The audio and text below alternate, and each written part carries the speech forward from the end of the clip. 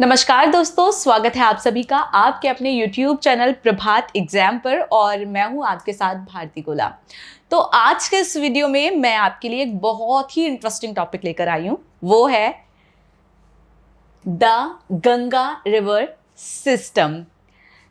Geography एक ऐसा subject है जीएस का जो काफ़ी एग्जाम्स में पूछा जाता है, जैसे यूपीएससी हुआ, पीसीएस या बैंकिंग, रेलवे और भी कई कॉम्पिटिटिव एग्जाम्स हैं। तो जीएस मोस्टली इन सभी जो भी मैंने आपको कॉम्पिटिटिव एग्जाम बताए हैं उनमें पूछा जाता है। और जीएस का ये ज्योग्राफी जो पोर्शन है वो काफ़ी इम्पोर्टेंट होता है और इसी का एक पार्ट है गंगा रिवर। तो इससे काफ़ी सारे क्वेश्चंस पूछे जाते हैं। तो आज इस वीडियो में हम इसी टॉपिक को कवर करेंगे। तो इसमें हम कई मेन चीज़ों पर बात करने वाले हैं कि गंगा नदी की उत्पत्ति हुई कहाँ से, यानी कि इसका ओरिजिन कहाँ पर हुआ था, कहाँ से गंगा नदी निकलती है। इसके अलावा गंगा नदी जो है इंडिया की लार्जेस्ट नदी में से एक है। तो ये कितने एरिया में फैली हुई है, कितना क्षेत्रफल कवर करती है और इसकी सहायक नदियाँ कौन कौन सी हैं, क्योंकि ये इतनी बड़ी इतनी लंबी नदी है तो कई नदियाँ इसमें आकर मिलती है। और इन नदियों से भी काफ़ी क्वेश्चन पूछ लिए जाते हैं कि दाईं तरफ से कौन सी नदी मिल रही है, बाईं तरफ से कौन सी नदी मिल रही है। फिर इसके बाद हम बात करेंगे गंगा ब्रह्मपुत्र डेल्टा के बारे में। डेल्टा क्या होता है वो हम बताएंगे, जानेंगे, क्योंकि एक सुंदरवन का डेल्टा पूछा जाता है कि दुनिया का सबसे बड़ा डेल्टा कौन सा है, तो वो यहीं पर है। तो इसके बारे में बात करेंगे। इसके अलावा हम ये जानेंगे कि गंगा नदी को इंडिया के कौन कौन से हिस्से में किस नाम से जाना जाता है। इसके अलावा एक वायरस होता है बैक्टीरियोफेज, ये क्या होता है इस पर भी चर्चा करेंगे। तो टोटल मैं आपको बता दूं कि ये जो टॉपिक है वो काफ़ी इंटरेस्टिंग होने वाला है, क्योंकि गंगा नदी जो है वो सिर्फ और सिर्फ ज्योग्राफिकल फैक्टर से ही नहीं, अगर आप धार्मिक आधारों पर भी देखोगे तो ये काफ़ी पवित्र नदी है और हिंदू धर्म में इसको पवित्र नदी माना जाता है।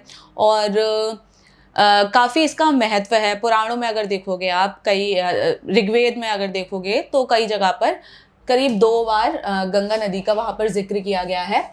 तो चलिए शुरुआत करते हैं आज के इस वीडियो की। सबसे पहले हम यही बात करते हैं कि आखिर इसकी उत्पत्ति हुई कहाँ से। देखिए, अगर आप किसी छोटे एग्जाम की तैयारी कर रहे हैं, जैसे अगर मान लीजिए बैंकिंग वनडे एग्जाम, मान लीजिए कि अगर आप वनडे एग्जाम की अगर तैयारी कर रहे हैं तो सिंपल सा क्वेश्चन पूछा जाता है कि गंगा नदी की उत्पत्ति कहाँ से होती है या गंगा नदी किस जगह से निकलती है।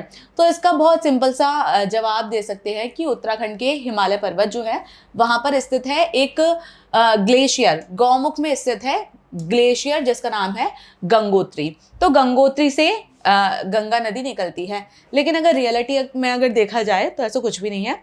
गंगा का कोई अस्तित्व है ही नहीं। गंगा कई नदियों के मेल से बनी हुई है और जिस पॉइंट पर वो आकर मिलती है, एक लास्ट पॉइंट पर, तो उसको गंगा नदी कहा जाता है।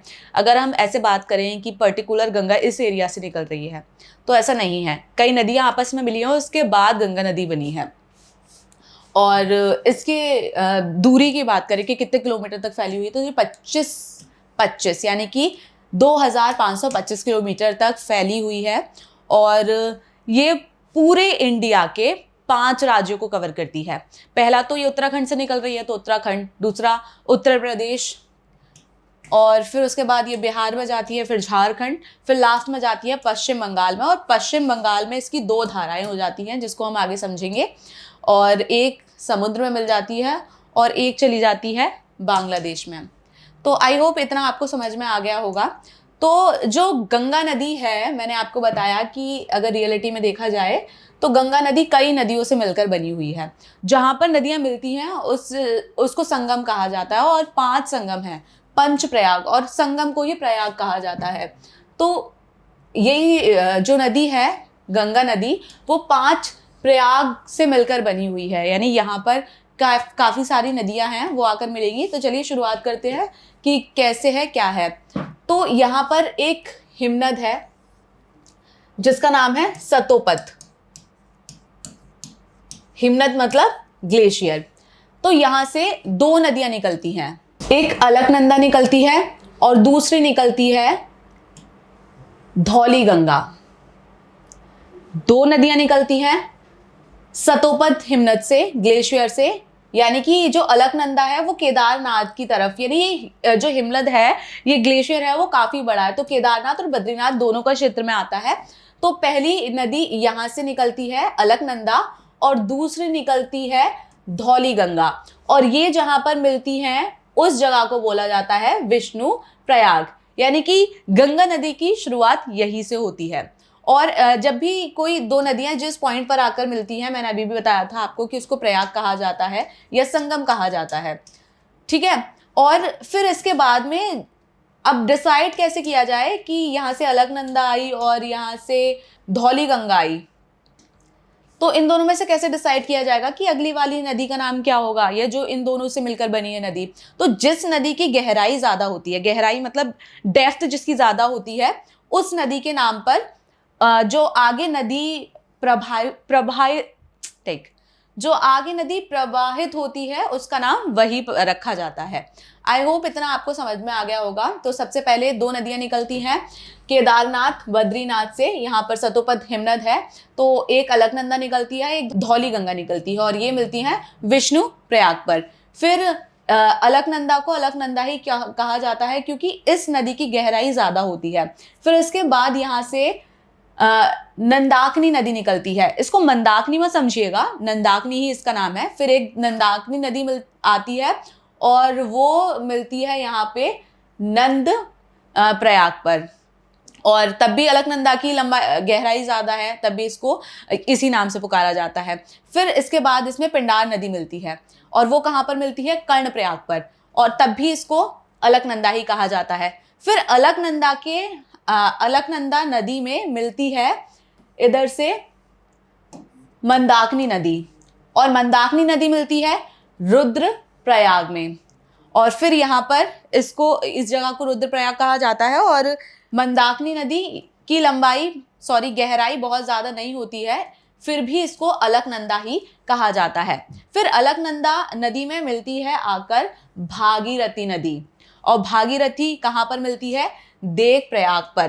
तो अलकनंदा और भागीरथी नदी का जो मिलन होता है, जो संगम होता है, वो होता है देव प्रयाग पर, और वहां से इन नदियों को कहा जाता है, इन सारी नदियां जहां पर जिस पॉइंट पर आके मिल जाती हैं देव प्रयाग पर, उसके बाद से इस नदी को कहा जाता है गंगा नदी या गंगा रिवर। आई होप आपको ये कॉन्सेप्ट समझ में आ गया होगा कि आखिर गंगा नदी कैसे उत्पत्ति उसकी हुई है। असल में गंगा जैसा कुछ था नहीं, ये सारी नदियां थी, ये सारी नदियां मिलकर गंगा नदी का निर्माण करती हैं। तो आइए एक बार इस पे नजर डाल देते हैं। जो संगम जो है 5, और ये ना धार्मिक दृष्टि से अगर देखा जाए तो भी ये काफ़ी इंपॉर्टेंट है। लोग यहाँ पर यात्रा के लिए जाते हैं, बोलते हैं कि इन 5 प्रयाग के दर्शन कर लिए तो उनका उद्धार हो जाता है, ऐसा कॉन्सेप्ट हिंदू धर्म में है। तो 5 बताया मैंने आपको, यहाँ दिखाया भी कि 5 है। तो देवप्रयाग पर कौन कौन सी नदियाँ मिलती हैं, भागीरथी और अलकनंदा। रुद्रप्रयाग पर मंदाकिनी और अलकनंदा। नंदप्रयाग नंदाकिनी और अलकनंदा। कर्णप्रयाग पिंडर और अलकनंदा। विष्णु प्रयाग धौली गंगा और अलकनंदा। तो समझ में आ ही गया होगा कि अलकनंदा 3 बार क्यों कहा गया था, क्योंकि इस नदी की गहराई ज्यादा थी। और एक और मैं आपको बात बता देती हूँ। आपने अभी तक देखा होगा कि यहाँ पे इसको अलकनंदा ही कहा गया था, लेकिन यहाँ पर 2 नदियां मिली, एक भागीरथी और एक अलकनंदा। लेकिन फिर क्यों इसका नाम चेंज कर दिया गया, गंगा रख दिया गया? यहाँ पर क्यों नहीं किया गया कि जिस नदी की लंबाई या गहराई ज्यादा है उसी के आधार पर इसका आगे नाम रखा जाए? तो इसके पीछे भी एक कॉन्सेप्ट है, यानी कि जब 2 नदियां किसी संगम पर मिल रही हैं और दोनों की गहराई बराबर है, तब जो नदी बनती है तो उसको दूसरा नाम दे दिया जाता है, इसलिए इसको गंगा नाम दिया गया है। ठीक है, चलिए आगे बढ़ते हैं। अब बात करेंगे कि हम इस गंगा नदी के अंदर कौन कौन सी सहायक नदियां हैं। और मैं बता ही चुकी हूँ आपको कि ये पूरे 5 राज्यों में बहती है, उत्तराखंड, उत्तर प्रदेश, झारखंड, बिहार और पश्चिम बंगाल। तो अगर बात की जाए कि उत्तराखंड के बाद ये यूपी में एंटर करती है, सबसे पहले नदी आकर मिलती है रामगंगा। पहले मैं आपको बता देती हूँ कि इसमें ना एक और कॉन्सेप्ट होता है कि नदियाँ दाईं तरफ से आके मिल रही हैं या बाईं तरफ से आके मिल रही हैं। एक नदी बह रही है तो कैसे आप डिसाइड करोगे कि ये इसका दायां तरफ है और एक बायां तरफ है? तो नदी अगर, एक मिनट, नदी का फ्लो जिस जगह पर है, जैसे ये एक रिवर है, इसका फ्लो इस तरीके से है, तो इसका दाया ये हो जाएगा और बायां, सॉरी लेफ्ट, बायां ये हो जाएगा। अगर कोई रिवर इस तरीके से ऐसे बह रही है तो राइट इसका ये हो जाएगा और लेफ्ट इसका ये हो जाएगा। यानी कि जिस फ्लो में वो बह रही है, जिस डायरेक्शन में वो बह रही है, उसी के हिसाब से हम राइट और लेफ्ट तय करते हैं। जैसे कि आपने मेट्रो या रेलवे में देखा हो, जिस डायरेक्शन में मेट्रो अगर जा रही है तो उस साइड राइट और उस साइड लेफ्ट। तो ऐसे ही इसका वो चेक किया जाता है कि डायरेक्शन इसकी क्या है, कौन सी नदियाँ लेफ्ट से आ रही हैं, कौन सी नदियाँ राइट से आ रही हैं। तो ये ब्लू लाइन अगर आपको दिख रही है तो ये है गंगा नदी। तो गंगा नदी में उत्तर प्रदेश के अंदर रामगंगा नदी आकर मिलती है। ये है इसका राइट और ये है लेफ्ट, यानी कि दाया और बायां। पूछा जाता है कि बाएं तरफ से पहली नदी मिलती है तो वो कौन सी है? तो है रामगंगा।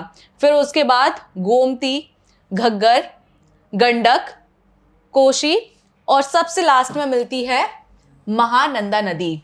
तो ये ऑर्डर भी पूछ लिया जाता है कि क्रम से लगाने के लिए पूछ लिया जाएगा कि बाएं तरफ से गंगा नदी में मिलने वाली नदियों के नाम बताइए। तो सबसे पहले हम लिखेंगे यहाँ पे रामगंगा, फिर गोमती, घग्गर और गंडक, कोसी और महानंदा। अगर सीक्वेंस उल्टा भी पूछ लिया जा सकता है कि ये पूर्व की तरफ बताइए या पूर्व से पश्चिम की तरफ बताइए, तो इस तरीके से कॉन्सेप्ट पूछ लिया जाता है। वहीं अगर हम बात करें यहाँ से दाएं तरफ से, तो दाएं तरफ से चंबल नदी यमुना की सहायक नदी है। तो यहाँ से यमुना नदी मिलती है और यमुना की सहायक नदी हैं सिंध, बेतवा, केन। और पूछ लिया जाता है कि बाएं तरफ से, मैंने आपको बता दिया ये नदियां हैं। अगर पूछा जाए कि दाएं तरफ से कौन कौन सी मिलती है, तो यमुना नदी, सोन नदी, और सोन सबसे छोटी इसकी सहायक नदी है, यमुना इसकी सबसे बड़ी सहायक नदी है। तो काफी सारे क्वेश्चंस हैं जो पूछे जाते हैं। अब ये तो हो गया कि कौन कौन सी नदियां इसमें आके मिलती हैं। इन नदियों के बारे में हम डिटेल से पढ़ेंगे कि कौन सी नदी कहाँ पर मिलती है। तो ये तो यहाँ पर हो गया कि नदियाँ मेन कौन कौन सी हैं जो गंगा नदी में मिलती है। लेकिन अब जब ये पश्चिम बंगाल में आ जाती है, बिहार के अंदर कोसी नदी है, और कोसी नदी के बाद ये एंटर करती है वेस्ट बंगाल में। तो यहाँ ये दो पार्ट्स में डिवाइड हो जाती है।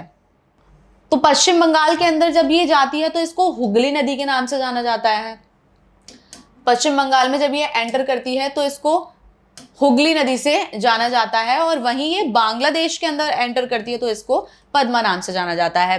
तो ये क्वेश्चन पूछ लिया जाता है कि कौन सी वो नदी है जिसको बांग्लादेश में पद्मा के नाम से जाना जाता है, तो उसका नाम है गंगा नदी। तो आपको समझ में आ गया होगा। और यहीं पर जो गंगा नदी है अपना सबसे बड़ा, ये ब्रह्मपुत्र के क्षेत्र में ये सबसे बड़ा अपना डेल्टा बनाती है। डेल्टा क्या है वो हम आगे डिटेल में समझेंगे। तो आपको मैप पर इसकी लोकेशन वगैरह ठीक से समझ में आई गई होगी। तो चलिए अब और जो इस नदी के बारे में पहले थोड़ा डिटेल से समझ लेते हैं, फिर इसकी जो सहायक नदियां हैं फिर उस पर हम बात करेंगे। देखिए, जो भागीरथी नदी है, बताया मैंने आपको कहाँ से निकलती है। तो 3892 मीटर की ऊंचाई पर गौमुख एक ग्लेशियर है, गंगोत्री, वहां से निकलती है। और जब ये हरिद्वार में गंगा के मैदानों में बहती है तो एक बैराज, जैसे कि ऐसा कहा जाता है कि जब भी कोई डैम किसी नदी पर बनता है, यानी कि भागीरथी नदी पर बना हुआ है टिहरी डैम, और टिहरी डैम के आसपास का जो क्षेत्र होता है उसको बैराज कहा जाता है। तो यही जो बैराज है यहाँ पर बहुत मात्रा में पानी एकत्रित कर रखा है, क्योंकि टिहरी बांध जो है भागीरथी नदी पर जो बना हुआ है वो 260 मीटर ऊंचा है। और ये इंडिया का सबसे हाईएस्ट बांध है, सबसे ऊंचाई पर बना हुआ बांध है। तो इसी के आसपास जैसे कि मान लीजिए ये रिवर बह रही है और ये डैम बना दिया गया, तो यहाँ पे काफ़ी मात्रा में पानी जमा हो जाता है और इसके आसपास जो क्षेत्र होता है उसको कहा जाता है बैराज। और यहाँ पर जब पानी की मात्रा बहुत ज़्यादा हो गई है तो यहाँ पे नदी के पानी का उपयोग सिंचाई वगैरह के लिए भारी मात्रा में किया जाता है। और प्रयागराज के अंदर गंगा की कई सहायक नदियाँ मिलती हैं और पूरे यूपी में मिलती हैं। और गंगा नदी एक ऐसी नदी है, अगर ओवरऑल अगर देखा जाए कि भागीरथी से ही मान लिया जाता है कि गंगा नदी है अप्रत्यक्ष तौर पर, तो इस पर भागीरथी में एक डैम बनता है जो मैंने बताया, टिहरी डैम। और फिर जब ये पश्चिम बंगाल के अंदर एंटर कर जाती है तो इसमें एक और फरक्का नाम का एक डैम बनता है। तो इस पर 2 डैम बनते हैं और फरक्का का भी एक अपना है, अलग ही कॉन्सेप्ट है। जैसे टिहरी डैम सबसे ऊंचा है तो फरक्का डैम जो है वो काफ़ी लंबा डैम बना हुआ है, यानी कि जैसे अगर मान लीजिए इस पर डैम की ऊंचाई ज़्यादा है, अगर ये नदी है तो लंबाई ज़्यादा है डैम की, ये कॉन्सेप्ट है, ठीक है। और अभी मैं बता ही चुकी हूँ कि एक हुगली नदी होती है जो पश्चिम बंगाल में आती है, हुगली कह दिया जाता है। और दूसरी एक धारा है जो बांग्लादेश में चली जाती है, उसको पद्मा कह दिया जाता है। और गंगा नदी की सहायक नदियों की बात करी जाए तो यमुना, ये बाईं तरफ से मिलती है। और रामगंगा, गोमती, घाघरा, गंडक, दामोदर, कोसी, ये इसकी सहायक नदियां हैं। पूछ लिया जाता है वनडे एग्जाम्स में, तो अक्सर पूछते हैं कि गंगा नदी की सहायक नदियों के नाम क्या हैं और दाईं तरफ से मिलने वाली सहायक नदियां कौन सी हैं, बाईं तरफ से मिलने वाली सहायक नदियां कौन सी हैं। तो चलिए अब समझते हैं हम इसकी सहायक नदियों के बारे में। तो सबसे पहली सहायक नदी तो भागीरथी ही है। इसकी 2 प्रमुख धाराएं होती हैं, देवप्रयाग में अलकनंदा के साथ मिलकर बहती हैं और ये उत्तराखंड के उत्तरकाशी जिले में चौखवा चोटी के आधार पर गौमुख ग्लेशियर से निकलती है। ये मैं आपको पहले ही बता चुकी हूँ। अब आगे बढ़ते हैं। अब इसके बाद मिलती है धौली गंगा। धौली गंगा वसुंधरा ताल से निकलती है जो उत्तराखंड की सबसे बड़ी हिमनद झील है। और धौली गंगा नंदाकिनी, पिंडर, मंदाकिनी, भागीरथी के साथ अलकनंदा एक महत्वपूर्ण सहायक नदी है। ये विष्णु प्रयाग के अलकनंदा में विलीन हो जाती है और अपनी पहचान खो देती है, यानी कि मैं आपको बता ही चुकी हूँ कि जिसकी गहराई कम होती है फिर उसका नाम नहीं लिया जाता है। तो अलकनंदा नंद्रप्रयाग, कर्णप्रयाग से होते हुए दक्षिण पश्चिम की ओर बहती है, मंदाकिनी नदी से मिलती है और रुद्रप्रयाग में उत्तर से आती है। आई होप आपको ये समझ में आ ही गया होगा। और मंदाकिनी को अपने में समाहित करके देवप्रयाग में गंगा में विलय होकर श्रीनगर से आगे बढ़ती है। इसके बाद ऋषि गंगा और रामगंगा, ये इतनी ज़्यादा इंपॉर्टेंट नहीं है, लेकिन रामगंगा ये सारी जो मैं आपको अभी बताऊंगी डिटेल से वो ज़्यादा इंपॉर्टेंट है। तो ऋषि गंगा नदी नंदा देवी पर्वत पर उत्तरी गंगा देवी तो ऋषि गंगा नदी नंदा देवी पर्वत पर उत्तरी नंदा देवी ग्लेशियर से निकलती है और दक्षिण में नंदा देवी ग्लेशियर में पोषित होती है। पोषित होने का मतलब ये है कि इसको पानी की मात्रा ज़्यादा से ज़्यादा मिलती है। ये नंदा देवी राष्ट्रीय उद्यान से होकर रैनी गांव के पास धौली गंगा में मिल जाती है। अब बात करते हैं रामगंगा नदी की। तो रामगंगा नदी उत्तराखंड के चिमोली जिले से दूधातोली पहाड़ी से निकलती है और यहाँ पर कार्बेट नेशनल पार्क की घाटी से होकर निकलती है। कार्बेट नेशनल पार्क आपने सुना ही होगा, ये उत्तराखंड में स्थित है और देश का पहला नेशनल पार्क था। ये ब्रिटिश शासनकाल के दौरान ही इसकी नींव रख दी गई थी। बाद में इसके नाम चेंज होते रहे और आज इसको कार्बेट नेशनल पार्क के नाम से जाना जाता है। कन्नौज के पास गंगा में ये मिल जाती है, यानी कन्नौज कहाँ पर पड़ता है? आपके उत्तर प्रदेश में। अब हम बात करते हैं गोमती नदी की। गोमती नदी भी काफ़ी इम्पॉर्टेंट है। गोमती नदी उत्तर प्रदेश के पीलीभीत के माधो टांडा के पास गोमल ताल से निकलती है, यानी कि ये जो नाम है ये काफ़ी इम्पोर्टेंट हो जाते हैं एग्ज़ाम के पॉइंट ऑफ व्यू से। और ये गाजीपुर में गंगा नदी से मिलती है। ये भी पूछ लिया जाता है कि कौन सी नदी कहाँ पर मिल रही है, तो ये गाजीपुर में मिलती है। लखनऊ, लखीमपुर खीरी, सुल्तानपुर, जौनपुर, ये जो शहर हैं वो गोमती नदी के किनारे बसते हैं। ये क्वेश्चन भी पूछ लिए जाते हैं कि गोमती नदी के किनारे कौन सा शहर बसा हुआ है, तो लखनऊ, लखीमपुर खीरी, सुल्तानपुर, जौनपुर, ये गोमती नदी के किनारे बसे हुए हैं।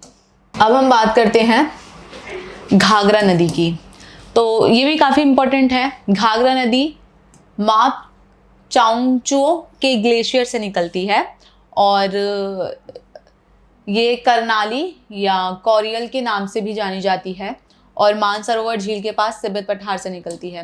यानी कि मानसरोवर आपको पता ही होगा तिब्बत में स्थित है और तिब्बत पर फिलहाल चाइना का अधिकार है, और तो इंडायरेक्टली अगर कहें तो ये चाइना से निकल रही है और ये नेपाल के हिमालय से होकर बहती है और भारत के ब्रह्म घाट पर शारदा नदी से मिल जाती है। और ये गंगा की एक प्रमुख बाईं तटवर्ती सहायक नदी है। बाईं नदी का मतलब आप समझ ही गए होंगे। सहायक नदी का मतलब मैंने आपको बता ही दिया है कि जो नदी आकर एक बड़ी नदी में मिल जाती है, विलीन हो जाती हैं, उनको हम सहायक नदी कहते हैं। ये मैं आपको बता भी चुकी हूँ, ठीक है।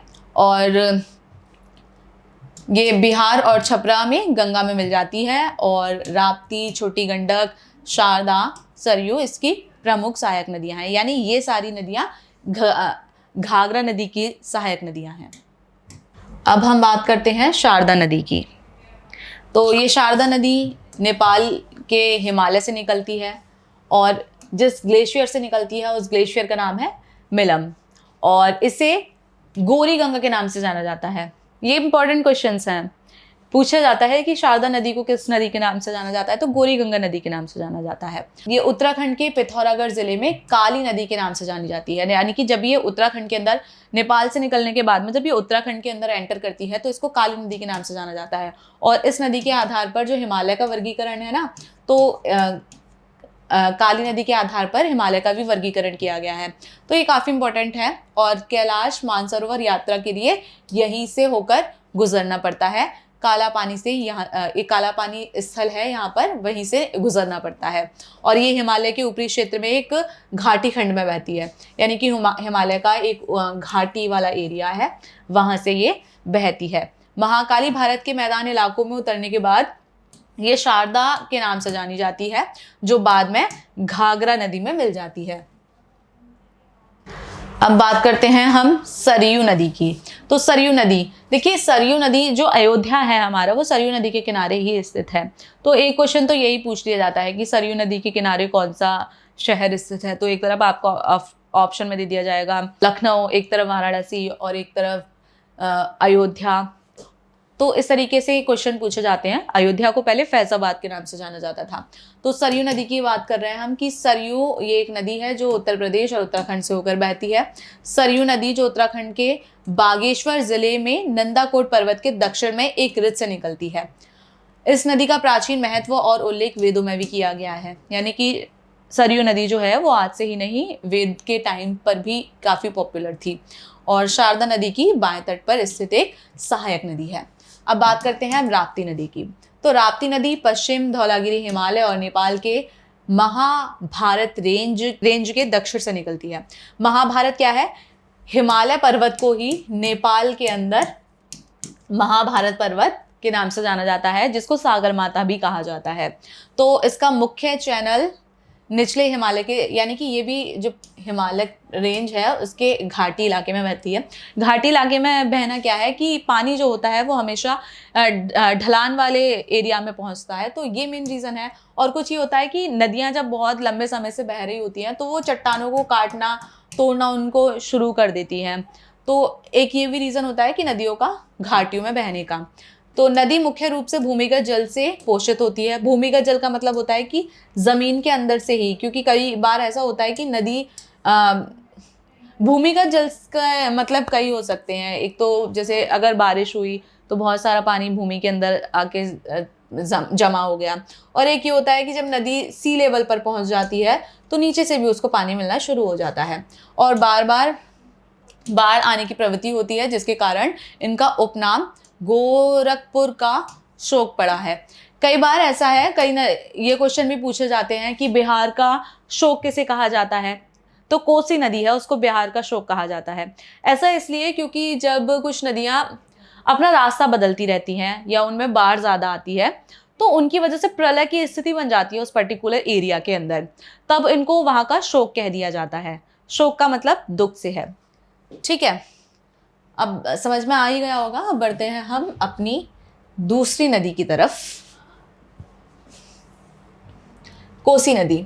देखिए कोसी नदी के बारे में मैं आपको एक दिलचस्प बात बताती हूँ कि कोसी नदी एक ऐसी नदी है जिसने बिहार में काफ़ी आतंक मचाया है। ऐसा होता था कि रात को अगर कोई नॉर्मल रोड पर या कहीं एक एरिया में सो रहा है और रातों रात वहाँ से नदी बह जाती थी, तो कोसी का कुछ ऐसा ही था। बिहार के अंदर ये एक नदी है और इसने काफ़ी प्रलय वहाँ पर फैलाया है। काफ़ी बाढ़ बार बार कोसी नदी की वजह से वहाँ आई है, तो इसलिए कोसी नदी को बिहार का शोक कहा जाता है। बिहार का है, ठीक है ठीक है, ओके। कोसी नदी को इसकी 7 हिमालयी सहायक नदियों के कारण सप्तकोशी कहा जाता है। यानी कि कोसी नदी के अंदर 7 नदियां आकर मिलती हैं, तो 7 नदियां इसमें आकर जब मिलती हैं तो इसको सप्तकोशी के नाम से जाना जाता है।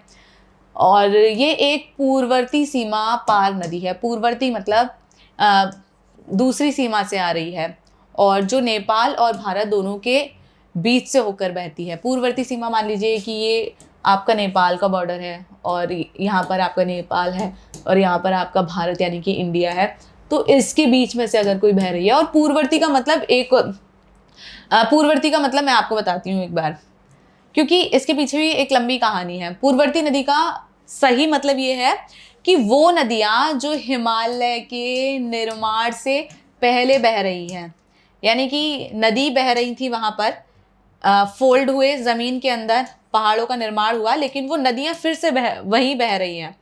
यानी कि बहुत सालों से पहले, हिमालय के निर्माण से पहले से वो नदियाँ बह रही हैं, उनको पूर्ववर्ती नदी कहा जाता है। आई होप आपको इसका मतलब समझ में आ गया होगा पूर्ववर्ती नदी क्या है। ये हिमालय भारत और नेपाल की सीमा पर बहती है और ये नदी गंगा की सबसे बड़ी सहायक नदियों में से एक है। वैसे अगर देखा जाए तो यमुना नदी है, लेकिन कोसी नदी भी है जो यमुना के बाद आती है और ये कटिहार जिले के कुर्सेला में गंगा से मिलती है। और इसकी अस्थिर प्रकृति, अस्थिर मतलब पर्टिकुलर एक वे से ना जाकर बार बार अपना मार्ग परिवर्तित कर लेना, बार बार रीरोटेट होना है इसका, तो उसके कारण इसको बिहार का शोक कहा जाता है। आई होप ये आपको समझ में आ गया होगा।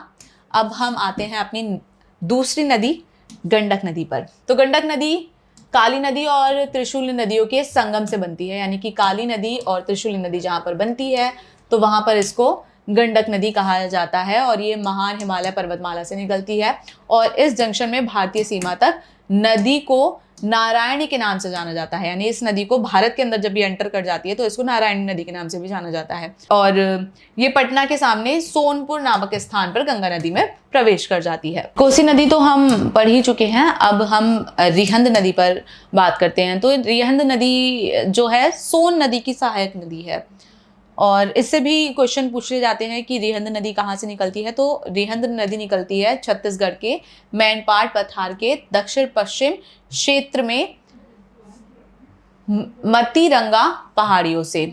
और रिहंद नदी पर बना हुआ है रिहंद बांध, ये भी पूछ लिया जाता है। और इसके पीछे जलाशय है, यानी कि एक जहाँ पर बांध बना दिया जाता है, जैसे ये नदी बह रही है और यहाँ पर डैम बना दिया तो जलाशय यानी कि एक तालाब बन जाता है।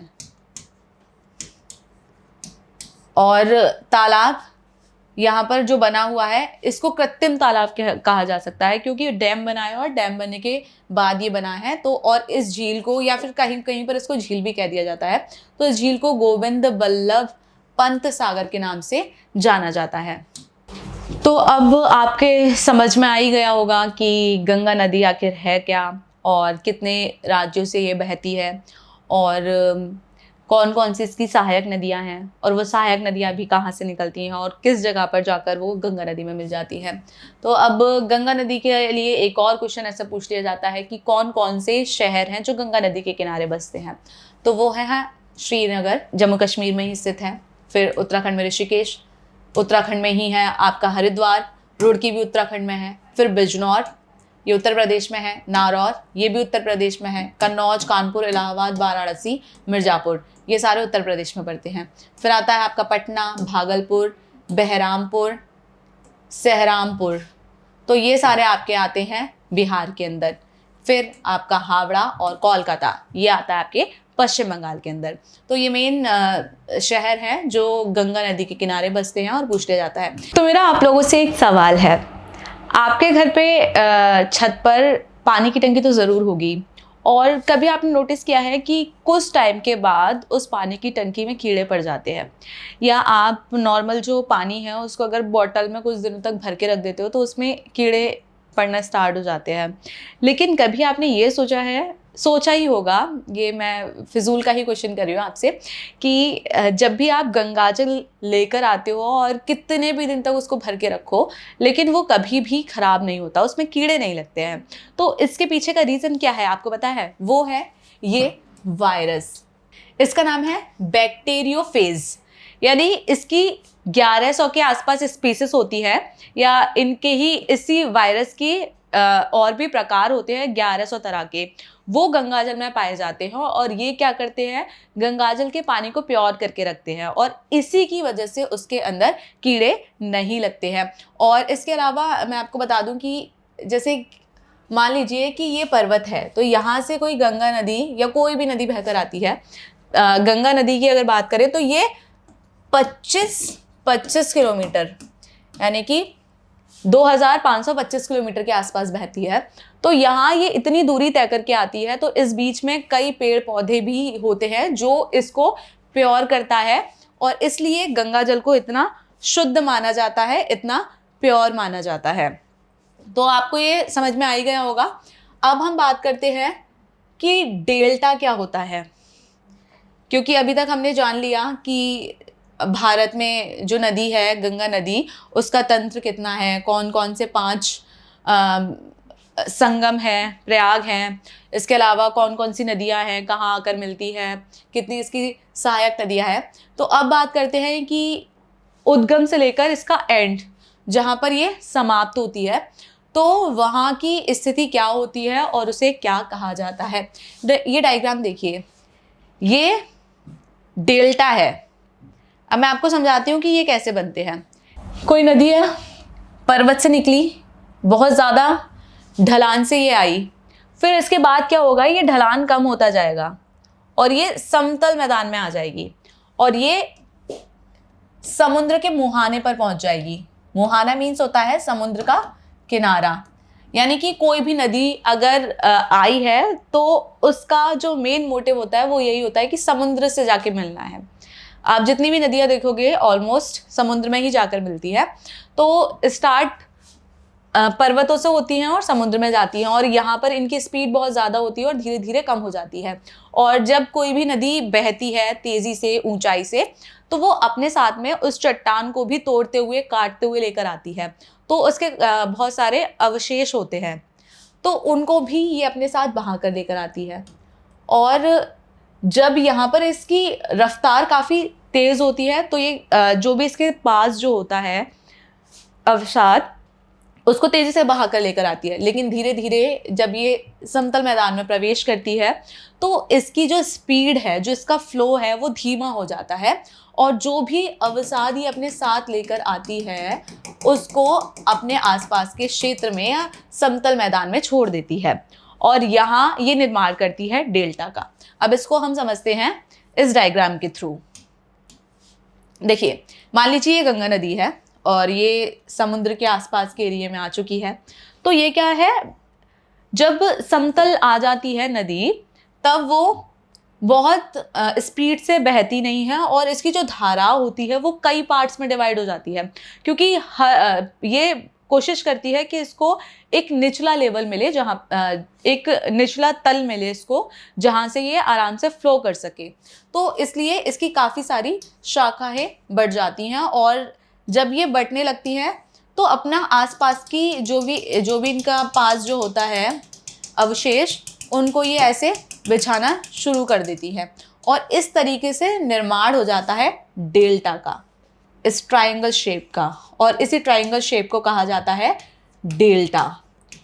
और डेल्टा जैसी इस आकृति को ही डेल्टा कहा जाता है। और अक्सर क्वेश्चन पूछा जाता है कि वो कौन सा डेल्टा है जो दुनिया का सबसे बड़ा डेल्टा है, तो वो गंगा ब्रह्मपुत्र क्षेत्र का डेल्टा है।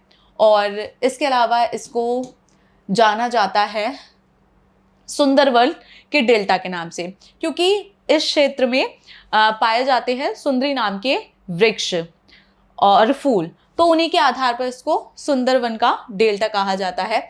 इसके अलावा यहाँ पर आपको मैं बता दूं, ये जो क्षेत्र है वो तो वैसे मैं आपको ऊपर समझा ही चुकी हूँ, लेकिन मैं एक बार फिर आपको बता देती हूँ कि पश्चिम बंगाल, जिसे ये आपका है बांग्लादेश,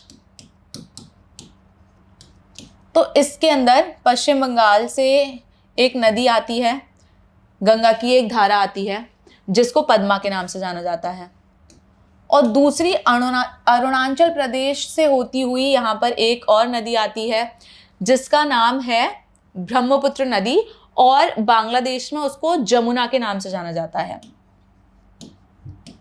जमुना यानी कि बेसिकली अगर और फिर यहाँ पे ये एक डेल्टा का निर्माण करती हैं जिसको सुंदरवन का डेल्टा कहा जाता है। सुंदरवन का डेल्टा अगर कहाँ पर है तो पूछा जाए तो बताना है कि बांग्लादेश में है। और किन दो नदियों से बनता है, तो गंगा और ब्रह्मपुत्र। हालांकि बांग्लादेश में इन दोनों नदियों को अलग नाम से जाना जाता है, लेकिन बेसिकली ये गंगा और ब्रह्मपुत्र का ही डेल्टा है। तो मैं उम्मीद करती हूँ कि आपको ये चैप्टर समझ में आ ही गया होगा। इसके अलावा ये जो क्षेत्र है, जब पहाड़ों से निकलकर नदियाँ समुद्र के पास पहुँच जाती हैं तो समुद्र का पानी और नदी का पानी, यानी कि यहाँ का जो pH लेवल होगा, pH यानी कि खारापन होता है, ठीक है, वो यहाँ पर ज़्यादा होगा। यानी कि 7 से ऊपर जो होता है वो खारे होते हैं, और 7 से नीचे जो होता है pH लेवल वो मीठा होता है। तो यहाँ पर क्या होगा, pH लेवल थोड़ा बढ़ा हुआ होगा, यानी कि खारा पानी पाया जाएगा। और खारा पानी क्या होता है, खारे पानी में जो पौधे उगते हैं या जो वृक्ष उगते हैं उनको कहा जाता है मैंग्रोव वन। ये भी पूछ लिया जाता है कि सबसे ज़्यादा मैंग्रोव क्षेत्र कहाँ पर है, तो वो भी यहीं पर है, गंगा ब्रह्मपुत्र डेल्टा क्षेत्र में। तो मैं उम्मीद करती हूँ कि आपको ये टॉपिक पूरा अच्छे से समझ में आ गया होगा। एक बार मैं आपको ये पढ़ के बता देती हूँ। बंगाल की खाड़ी में प्रवेश करने से पहले ब्रह्मपुत्र के साथ मिलकर भागीरथी, हुगली, पद्मा, या पद्मा को एक और नाम से जाना जाता है मेघना नदी, ये आपस में जब मिलती हैं तो ये दुनिया का सबसे बड़ा डेल्टा बनाती है। और डेल्टा की वितरिका यानी कि ये जो नदियों के छोटे छोटे से वो हैं, नदियां हैं, इनको ये कहा जाता है वितरिका। और दीपों के जाल का एक यानी कि यहाँ पे पेड़ पौधे भी पाए जाते हैं, ये सारे जो जाल जैसा बन जाता है, एक वृक्ष जैसा भी आपको दिख रहा होगा, तो इनको मैंग्रोव नाम के घने जंगल के नाम से जाना जाता है। और यहाँ पर सबसे ज़्यादा मैंग्रोव वन पाए जाते हैं, और इसको सुंदरवन का डेल्टा भी कहा जाता है क्योंकि यहाँ पे सुंदरी नाम के फूल और वृक्ष पाए जाते हैं। तो आज इस वीडियो में हमने बात की कि क्या है गंगा नदी तंत्र, और इसमें कौन कौन सी नदियाँ शामिल होती हैं। 5 जो प्रयाग हैं उनके बारे में हमने बात की, और डेल्टा के बारे में बात की, और इसके अलावा क्यों गंगा जल इतना पवित्र होता है इसके बारे में बात की। और मैं आपको बता दूं कि ये जो टॉपिक है इससे क्वेश्चन कॉम्पिटिटिव एग्जाम्स में बहुत ज़्यादा पूछे जाते हैं, और पूछे भी गए हैं और आगे भी पूछे जाते रहेंगे। तो इसलिए ये जो टॉपिक है ये काफ़ी इंपॉर्टेंट है। इसमें बहुत अच्छे से सारी चीज़ों को बताया गया है। अगर आपको ये वीडियो पसंद आया हो तो इसे ज़रूर लाइक करें, और साथ ही इसे अपने दोस्तों के साथ भी ज़रूर शेयर करें ताकि वो भी इस टॉपिक को अच्छे से समझ सकें। तो अगर आप चाहते हो कि ऐसी ही इंटरेस्टिंग वीडियोस मैं आपके लिए लेकर आती रहूं तो इस वीडियो को ज़्यादा से ज़्यादा शेयर करें, और कमेंट्स में बताएं कि आप अगली वीडियो किस टॉपिक पर चाहते हैं। तो आज के इस वीडियो में इतना ही, फिर होगी आपसे मुलाकात ऐसे ही किसी इंटरेस्टिंग टॉपिक के साथ।